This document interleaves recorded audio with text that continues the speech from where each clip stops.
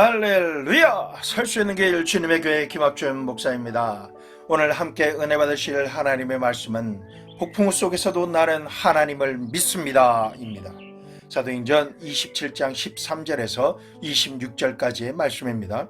남풍이 순하게 불매 그들이 뜻을 이룬 줄 알고 닷을 감아 그레데 해변을 깨고 항해하더니 얼마 안 되어 섬 가운데로부터 유라굴로라는 광풍이 크게 일어나니 배가 밀려 바람을 맞추어 갈 수 없어 가는 대로 두고 쫓겨가다가 가우다라는 작은 섬 아래로 지나 간신히 거로를 잡아 끌어올리고 줄을 가지고 선체를 둘러감고 스르디스에 걸릴까 두려워하여 연장을 내리고 그냥 쫓겨가더니 우리가 풍랑으로 심히 애쓰다가 이튿날 사공들이 짐을 바다에 풀어버리고 사흘째 되는 날에 배의 기구를 그들의 손으로 내버리인지라. 여러 날 동안 해도 별도 보이지 아니하고 큰 풍랑이 그대로 있음에 구원의 여망마저 없어졌더라. 여러 사람이 오래 먹지 못하였음에 바울이 가운데 서서 말하되 여러분이여 내 말을 듣고 그레데에서 떠나지 아니하여 이 타격과 손상을 면하였더라면 좋을 뻔하였느니라. 내가 너희를 권하노니 이제는 안심하라. 너희 중에 아무도 생명에는 아무런 손상이 없겠고 오직 배뿐이리라. 내가 속한 바 곧 내가 섬기는 하나님의 사자가 어젯밤에 내 곁에 서서 말하되 바울아 두려워하지 말라. 내가 가이사 앞에 서야 하겠고 또 하나님께서 너와 함께 항해하는 자를 다 내게 주셨다 하였으니 그러므로 여러분이여 안심하라. 나는 내게 말씀하신 그대로 되리라고 하나님을 믿노라. 그런즉 우리가 반드시 한 섬에 걸리리라 하더라. 우리가 일생을 살면서 한 번도 고난을 겪지 않고 살아가는 사람은 없습니다. 심지어 아무런 죄가 없으신 예수님께서도 33년을 이 세상에서 사시는 동안에 우리의 죄를 대속하시기 위해 십자가에 못 박혀 죽으시기까지 고난을 당하셨습니다. 그러니 고난 없이 태어난 사람은 한 사람도 이 세상에 없는 것입니다. 그러나 다 같이 겪는 고난이지만 어떤 사람은 고난의 파도에 부딪히면 산산조각이 나고 주워 담을 수 없을 만큼 낭패를 당하는가 하면 또 다른 사람은 고난이 다가오면 고난과 역경을 통하여 더 위대하고 찬란한 삶을 살아갈 수 있는 동기를 삼아서 고난이 다가오기 전보다 고난을 당하고 난 다음에 더 크고 찬란한 삶을 살아갈 수 있는 재료로 삼는 사람들도 많이 있는 것입니다. 오늘 말씀을 통해서 사도 바울은 어떻게 고난과 역경을 이겨낼 수 있었는지 우리가 당면하게 되는 고난과 역경에 그 지혜를 적용해보는 시간이 되기를 원합니다. 사도 바울은 예수님께서 택하신 12제자가 아닙니다. 예수님께서 부활하시고 난 이후에 사울은 공문을 받아가지고 예수님의 제자들을 법정에 세우려고 다메섹까지 왔고 다메섹 길에서 예수님께서 직접 나타나셔서 사울을 만나 주셨습니다. 그 이후에 회심한 사울은 바울이 되어 성령 안에서 이방인들에게 복음을 전하기 위해 스스로 사도된 나 바울은 이라고 하면서 사도로서 이방인들에게 복음을 전하는 눈부신 활약을 하였습니다. 그러던 중에 예루살렘에서 유대인들에게 체포가 되었고 로마 사람에게 넘겨졌고 수모와 고난을 당하다가 재판을 받기 위해서 체포되어 압송을 당하는 과정에서 바울에게 호의를 베푸는 로마 황제의 근위대인 아구사도대의 백부장 율리오가 많은 죄수들을 건드리고 로마 법정으로 넘겨주려고 가는 중이었습니다. 바울은 율리오와 함께 많은 죄수들의 무리 속에서 수갑을 차고 끌려가게 된 것입니다. 길르기아와 밤빌리아 바다를 건너서 루기아의 무라성이라는 곳에 이르렀는데 마침 이탈리아로 직행하는 알렉산드리아라고 하는 배가 있었습니다. 백부장 율리오는 계획보다 빨리 갈 수 있게 되어서 아주 기뻐하면서 다른 죄수와 바울을 그 알렉산드리아 배에 태워가지고 출발했습니다. 그러나 빨리 가려고 해도 바람이 잘 불지 않아서 알렉산드리아호는 겨우겨우 기어가듯 가다가 미항에 도착하자 매일같이 기도하고 있었던 바울에게 하나님의 계시가 임하였습니다. 계시의 내용은 만일 미항에서 이 배가 출항하면 큰 풍랑을 만나게 될 것이고 화물을 다 잃어버리고 사람들의 생명에도 큰 장애가 있을 것이다 라는 내용이었습니다. 계시를 받은 바울은 백부장 율리오에게 말했습니다. 내가 보건대 이 배가 미항에서 출항하면 풍랑을 만나게 되고 화물도 잃어버리고 사람의 생명에도 장애가 있을 것인데 그러므로 내 말을 믿고 이 겨울을 미항에서 지내는 것이 좋을 것입니다 라고 말했습니다. 율리오가 바울의 말을 듣고는 선장과 선주와 모여서 회의를 했습니다. 내가 데리고 가는 죄수 중에 지식이 아주 많고 기독교인의 지도자인 바울이라고 하는 사람이 있는데, 이 사람이 기도 중에 하나님께 계시를 받고 이런 말을 했습니다. 미양을 출항하면 감당할 수 없는 광풍을 만나게 되고 배는 파손되고 화물은 다 잃어버리게 될 것이며 사람의 생명에도 위험이 있으니까 미양을 떠나지 말고 여기서 겨울을 지나는 것이 좋다라고 말합니다. 당신들은 어떻게 생각하십니까? 이 말을 들은 선장은 크게 웃으며 말합니다. 하하, 내가 뱃사람으로 이 지중해의 연안을 지금까지 평생 이 배를 가지고 왕래한 사람인데 바닷길을 내가 더 잘 알지 어떻게 바울이라고 하는 종교인이 더 잘 안단 말입니까? 그런 웃기는 소리 좀 하지 마십시오. 그러자 선주는 선주대로 하루속히 물건을 싣고 이탈리아로 가야 물건을 팔아서 이익을 많이 낼 수 있기 때문에 광풍이 일어난다라는 한 사람의 말만 듣고서 수익을 내야 할 겨울을 미양에서 보낼 수는 없었습니다. 그렇게 되면 상당한 손해가 있기 때문에 경고의 메시지를 무시할 수밖에 없었던 것입니다. 선장과 선주가 합심해서 백부장 율리오에게 단호하게 말하였습니다. 여긴 미양에 있을 것이 아니라 좀 더 가면 이탈리아와 가깝고 항구도 좋은 베니스가 있습니다. 그쪽으로 갑시다. 베니스에 가면 얼마나 좋겠습니까? 항구도 좋고 시설도 좋고 거기에는 과동하기도 좋습니다. 봄철이 오면 곧장 이탈리아로 건너가기도 좋으니까 우리 베니스로 갑시다. 백부장 율리오가 이 말을 들으니 바울의 말은 어리석게 들리고 선장과 선주의 말이 타당하게 들리는지라 그들은 선장과 선주에게 명하여서 돛을 높이 올리고 배를 출항하게 한 것입니다. 이 모든 상황을 알게 된 바울은 벌써 무서운 시련을 향해서 출항하고 있는 것을 알고 있었습니다. 그러나 그것을 꿈에도 모르는 선장과 선주와 죄수들과 배를 타고 가고 있는 모든 승객들은 꿈에 부풀어서 의기양양해 있었습니다. 거기에다가 남풍까지 순하게 불어오니 모든 것이 자기들의 의지대로 된 줄로 알고 출항하였던 것입니다. 그러나 얼마 있지 않아서 내륙 지방의 유라굴로라고 하는 무서운 광풍이 바다로 몰아쳐 바다를 때리니 바다는 얼마 있지 않아서 순식간에 지옥으로 돌변하고 말았습니다. 파도는 산처럼 배를 향해 덮쳐오고 바람은 천지를 변화시킬 만큼 거센 소리를 내면서 다가오는 것이었습니다. 선장과 선주와 선원들이 온 힘을 다해서 배를 보존하려고 하지만은 그 거센 파도와 바람 앞에서는 배 한 척은 바람에 떨어지는 낙엽 한 장과도 같았습니다. 이제 사람의 힘으로는 더 이상 어떻게 할 도리가 전혀 없었습니다. 감당할 한계를 넘어가 버린 것입니다. 무서운 광풍을 만나 목숨까지 위험한 지경에 이르다 보니까 며칠을 견디다가 배를 가볍게 하기 위해서 배의 선주는 자기의 목숨과도 같은 배의 화물을 눈물을 삼키며 전부 다 바다에 던지게 되었습니다.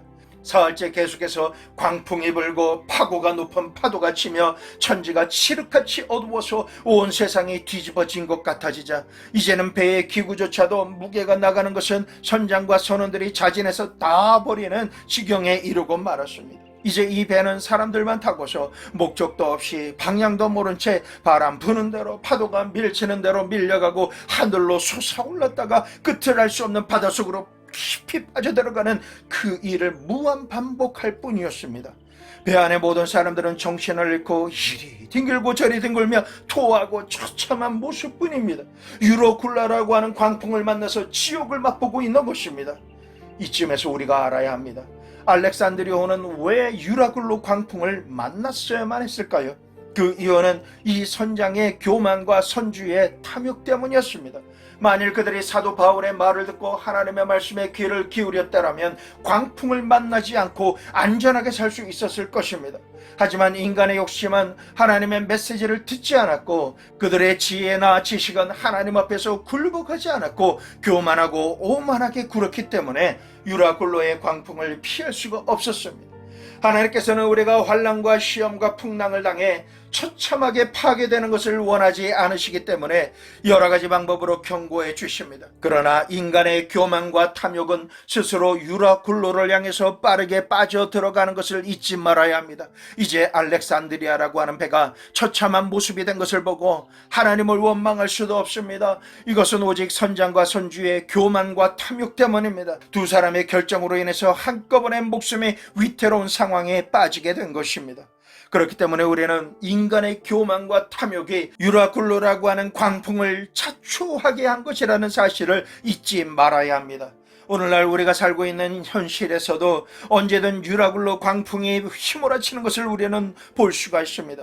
코로나가 일상생활의 모든 것을 마비시키고 얼마 지나지 않아서 러시아의 침략으로 우크라이나가 전쟁의 광풍에 휘몰리게 되었습니다. 전 세계적으로 기후온난화로 폭우와 가뭄과 토네이도가 휘몰아칩니다. 우리는 오늘날 언제 어디서 세계대전이 일어나도 전혀 이상하지 않을 정도로 일촉즉발의 시대를 살고 있습니다. 언제 순항미사일이 아파트나 쇼핑몰에 날아와서 잿더미가 될지 아무도 모르는 시대에 살고 언제 죽을지 모르는 시대에 살고 있는 것입니다. 그것이 불시에 일어나는 극적인 전쟁이든지 쓰나미나 화산 폭발이든지 아무도 모릅니다. 지금은 나라마다 있는 힘을 다해서 백성들이 굶주릴지라도 총과 전차와 드론과 비행기와 폭탄을 준비하기에 여념이 없습니다. 정리하면 지금의 세계는 전쟁과 자연재해라고 하는 유라굴로 광풍을 향해서 나아가고 있는 것입니다. 이해할 수 없는 것은 우리 스스로를 지성적이고 이지적이며 인격자라고 말하면서 다가오는 유라굴로 광풍을 눈앞에 보고서도 이것을 피할 수 없는 무기력함을 느낀다라는 것입니다. 하나님께서는 상함도 없고 해함도 없는 에덴 동산에서 하나님을 섬기고 믿으며 순종하며 사는 청지기로 살았던 부족함이 전혀 없는 아담과 하와에게 사탄은 유라굴로 광풍이 일어날 선악과가 있는 곳으로 유혹하여 이끌었습니다. 그곳에서 사탄은 아담과 하와에게 교만과 탐욕을 넣어줌으로써 죄악과 사망의 광풍이 불어와서 아담과 하와를 시작으로 인류의 모든 것을 빼앗고 죽이고 멸망하도록 역사하였습니다. 마귀는 광풍으로 집어삼킬 때를 노리는 것입니다.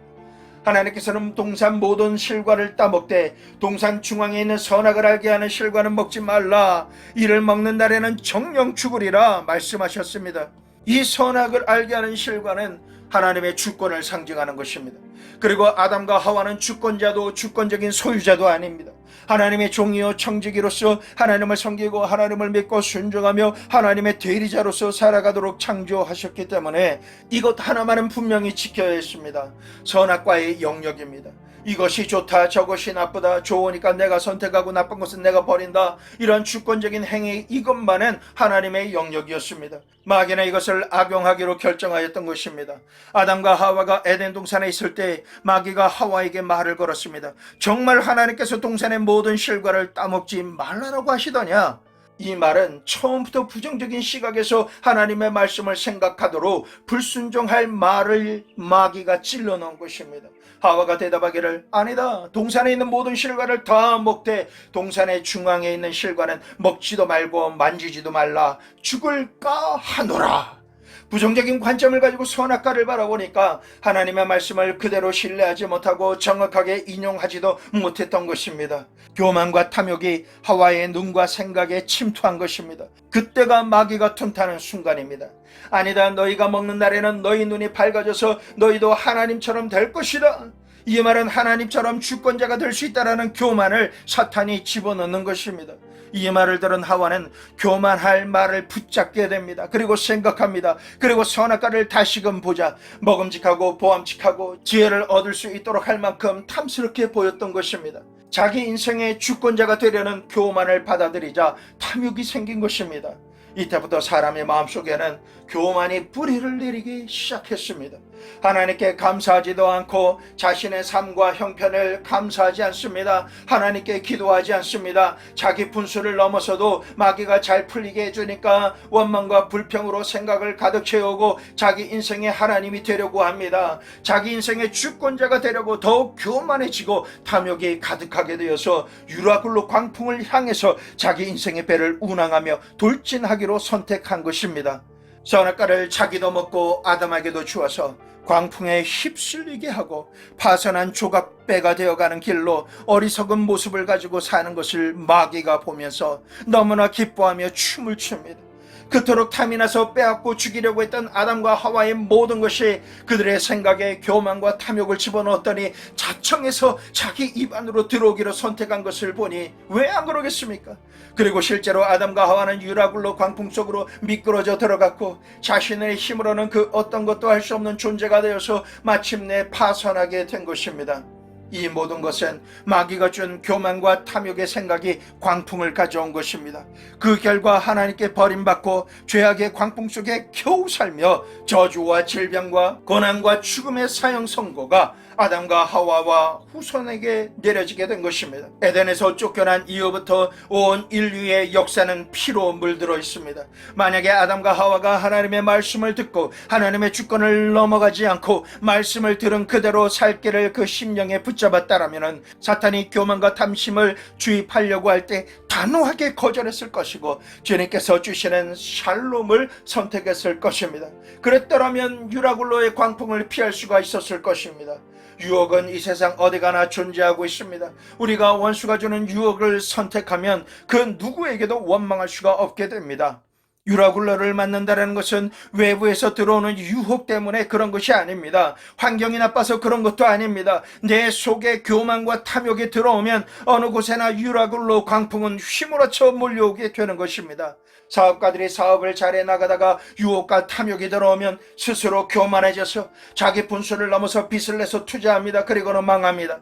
동일하게 사업을 하지만 전혀 다른 사업가가 있습니다. 그는 항상 하나님을 인정하고 예배드리며 회개합니다. 하나님의 주권을 인정합니다. 주님의 음성을 듣고 인도함을 받기 때문에 하나님보다 앞서거나 뒤처지지 않습니다. 하나님께서 주시는 말씀의 지혜와 성령께서 주시는 물질을 얻을 능력을 검증에 검증을 하면서 행합니다. 그러면 이 세상 사람들이 한 번도 해보지 못했던 사업을 주님의 지혜와 전략과 능력으로 모든 것을 능히 행하여 성취하며 풍성한 축복을 받게 되는 것입니다. 이 두 사업가가 행하는 겉모습은 같은 것 같지만 그 DNA는 전혀 다릅니다. 교만과 탐욕으로 행한 사업가와 하나님의 인도하신 가운데 하나님의 뜻대로 선택하고 행하는 청지기로서의 사업가와는 시작부터 동기부터가 다른 것입니다. 거룩한 부자인 성부는 하나님의 불기둥과 구름기둥 그 안에서만 행하는 사람입니다. 하나님 앞에서 온유함과 겸손함과 순종함으로만 행하기 때문에 하나님께서 주권자이시고 하나님께서 책임져 주시는 하나님께 속한 복 있는 사람입니다. 그 차이는 하늘과 땅의 차이입니다. 인생을 살면서 가장 무서운 두 가지 죄가 있는데 교만과 탐욕입니다. 하나님께서는 교만과 탐욕 두 가지를 결코 용납하지 않습니다. 원수 마귀는 교만과 탐욕으로 완전히 뭉쳐져 있는 자입니다. 교만과 탐욕이 있느냐 없느냐 그것으로 사람의 미래를 능히 예언할 수 있습니다.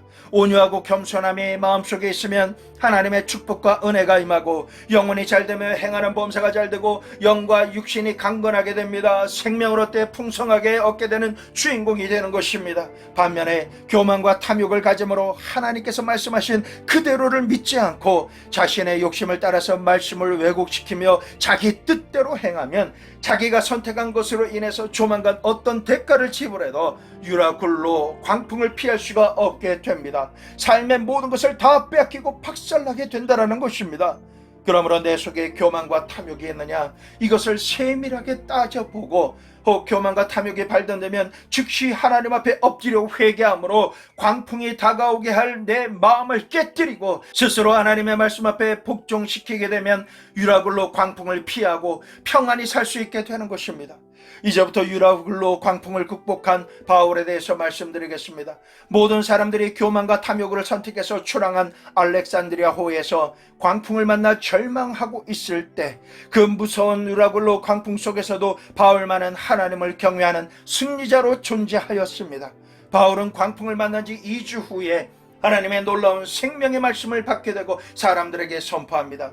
그 말씀으로 배에 함께 타고 있던 사람들의 마음을 정리하고 위로하며 살 수 있는 소망의 길로 이끌어줄 수 있게 되었습니다. 바울이 제일 먼저 하는 말이 내가 섬기는 하나님께서 내게 천사를 보내셔서 말씀하시되 이 배는 잃어버리게 되지만 너희 생명에는 손상이 없을 것이라 말씀하셨습니다.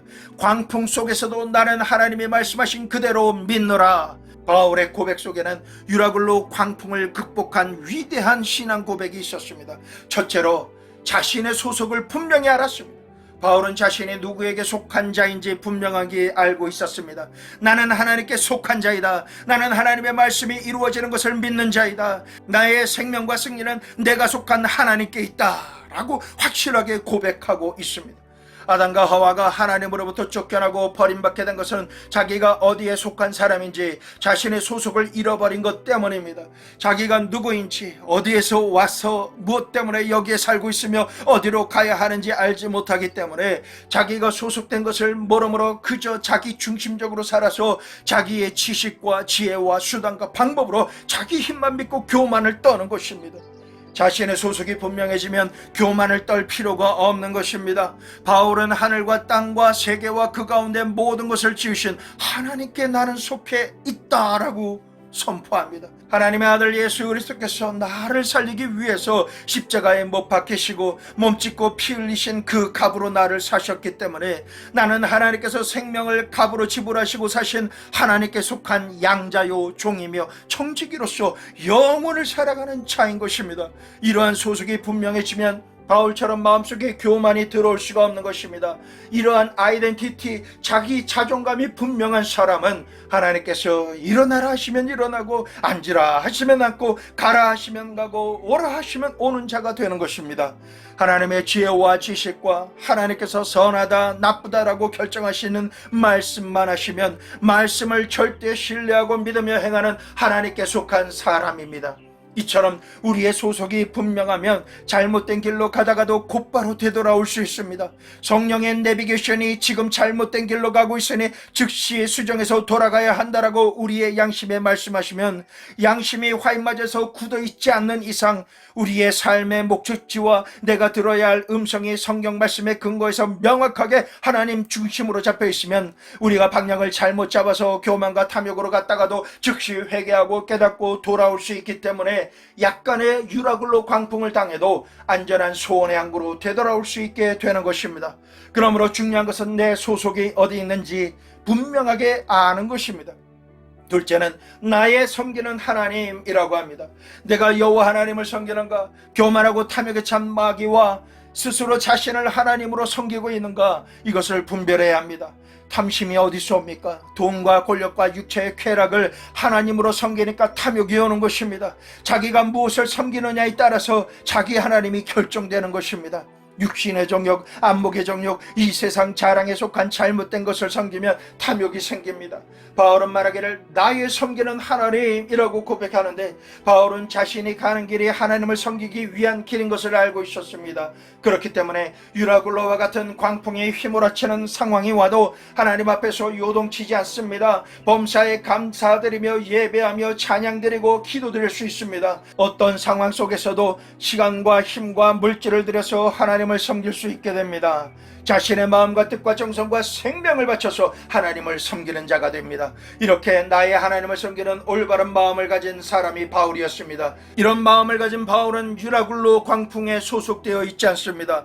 광풍이 바울을 죽일 수 없었던 것입니다. 왜냐하면 바울은 탐심이 아닌 하나님을 향해 올바른 마음을 가진 하나님께 속한 사람이기 때문에 유라굴로 광풍과는 전혀 상관이 없는 것입니다. 그러므로 바울에게 유라굴로 광풍이 해를 가할 수 없었던 것입니다. 거친 유라굴로가 광풍과 풍랑과 폭우와 어둠으로 다가와서 삶의 모든 것을 뒤집어 놓아도 마음에 요동하거나 조금도 두려워하지 않을 수 있는 것은 바울이 하나님께 속한 사람, 하나님만을 섬기는 사람이기 때문입니다. 오늘 이 시간 영안이 열려서 내가 무엇을 섬기고 있는지 명확하게 보실 수 있기를 권해드립니다. 육신의 정욕입니까? 안목의 정욕입니까? 이 세상 자랑입니까? 권력입니까? 돈입니까? 하나님을 섬기는 것 외에는 교만과 탐심입니다. 그것은 언제고 인생을 광풍으로 휩쓸어가고 죽이고 말 것들입니다. 세 번째로 흔들리지 않는 믿음을 가지고 있습니다.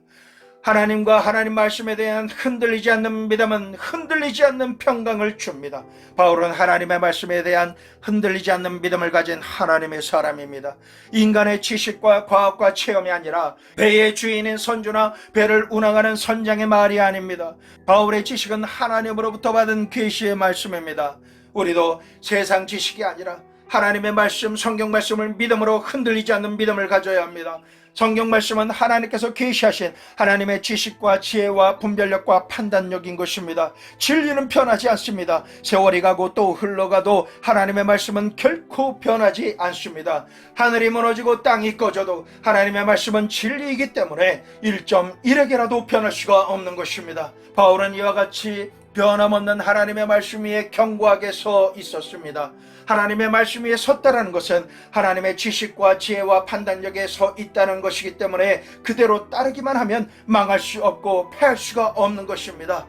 나의 속한 바 나의 섬기는 하나님의 사자가 어젯밤에 내 곁에 서서 말하되 바울아 두려워하지 말라, 내가 가이사 앞에 서야 하겠고 또 하나님께서 너와 함께 행선하는 자를 다 내게 주셨다 하였으니 그러므로 여러분이 안심하라, 나는 내게 말씀하신 그대로 되리라고 하나님을 믿노라. 아멘 아멘. 바람이 불고 파도가 치며 하늘의 구름이 먹물이 되며 어둡고 두렵게 다가오고 천지가 무너지는 것 같아도 바울은 그것을 믿지 않고 이렇게 말합니다. 나는 하나님을 믿노라.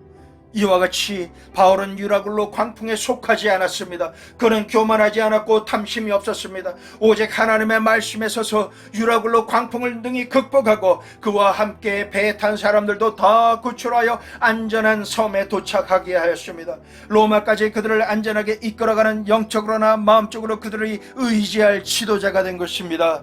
바울이 섬기는 하나님으로 인해서 그들의 생명의 은인이 될 수가 있었던 것입니다. 우리가 인생을 살면서 유라굴로라고 하는 광풍에 부딪혀서 피투성이가 되고 모든 것을 잃어버리고 배가 파손될 수도 있고 유라굴로 광풍을 피하고 승리할 수도 있습니다. 우리가 유라굴로와 같은 풍랑을 전혀 경험하지 않을 수는 없지만 미연에 방지하거나 풍랑을 잠잠하게 하는 유일한 길이 있습니다. 구세주 예수님의 이름으로 하나님 앞에 나아가서 무릎 꿇고 회개하고 교만과 탐욕을 버리고 주님께로 돌아오며 인생의 광풍은 잠잠해지는 것입니다. 누가복음 8장 23절에서 25절 행선할 때 예수께서 잠이 드셨더니 마침 광풍이 호수로 내리침에 배에 물이 가득하게 되어 위태한지라 제자들이 나와 깨워 이르되 주여 주여 우리가 죽겠나이다 한데 예수께서 잠을 깨사 바람과 물결을 꾸짖으시니 이에 그쳐 잔잔하여 지더라. 제자들에게 이르시되 너희 믿음이 어디 있느냐 하시니 그들이 두려워하고 놀랍게 여겨 서로 말하되 그가 누구이시기에 바람과 물을 명함에 순종하는가 하더라. 우리가 예수님께 속한 자가 되면 예수님의 이름의 권세로 우리의 인생에 불어오는 광풍을 향해서 꾸짖을 수가 있습니다. 바람아 파도야 잠잠하라. 여러분을 두렵게 하는 모든 바람과 파도가 예수님의 이름으로 명할 때 잠잠해질 것입니다. 여러분을 두렵게 하는 모든 바람과 파도를 향해서 이 시간에 선포합니다. 예수의 이름으로 명하노니 하나님께 속한 하나님의 사람들에게서 바람과 파도야 너는 즉시 지금 떠나갈지어다. 잠잠할지어다. 병만은 떠나가고 가난도 떠나갈지어다. 모든 악한 원수의 괴계는 박살이 날지어다. 예수님의 이름으로 평안할지어다. 소원하던 소원의 항구로 속히 들어가게 될지어다. 광풍이 끝나고 예수님으로 말미암아 영혼이 잘된 같이 범사가 잘되고 강건하게 될지어다.